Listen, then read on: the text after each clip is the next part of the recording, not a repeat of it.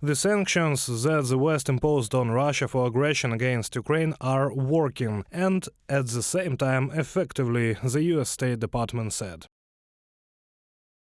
Russia's economy is vulnerable to the cutoff from the global economy and will surely suffer a sustained decline in economic activity. Putin's war is projected to wipe out much of Russia's economic gains over the last 15 years, representative of the US State Department in a CNBC comment.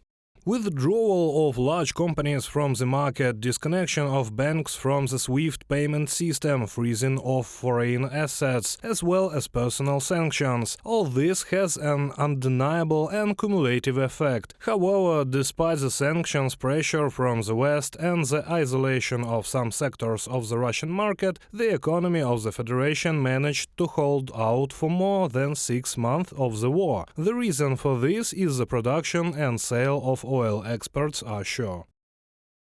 According to the International Energy Agency, the sanctions did not greatly affect the volume of oil production in Russia. Since the invasion, Russia has sold $85 billion worth of fossil fuels to the EU. There is no doubt that these sales help Russia continue to pay for imports, soldiers and weapons. From a Forbes publication.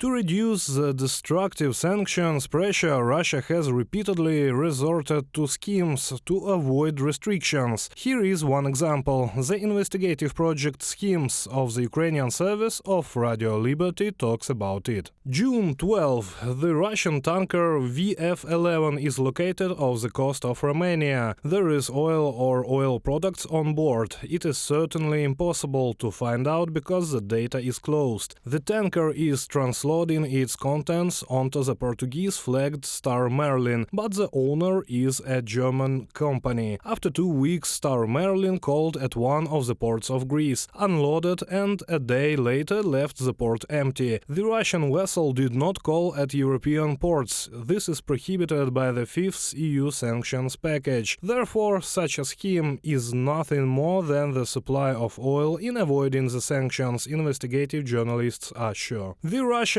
also use another scenario. Russian tankers fill the Liberian-flagged New Legend with oil. It has been standing in the sea near the Montenegrin Konstanica for the 5th month now. Oil is unloaded from it to other tankers, but even such machinations will not be able to keep the Russian economy afloat for a long time.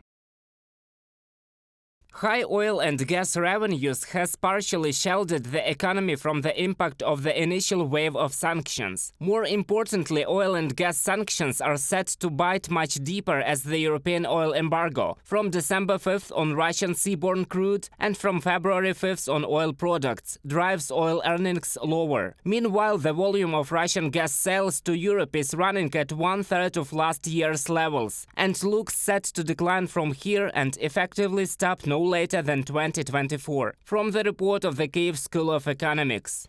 European governments are already working today to stop Russia's anti-sanction fraud. Lithuania, for example, has tightened the procedure for customs inspection.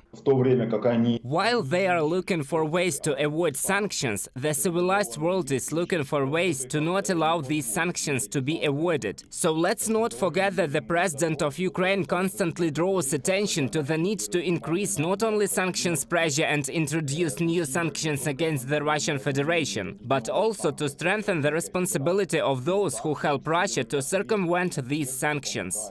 The European Union oil embargo will come into force in December 2022. The ban of the import of Russian coal has been in effect since August 1. Reported by Serhiy Kulyas, Valeria Nekipelova, UATV News.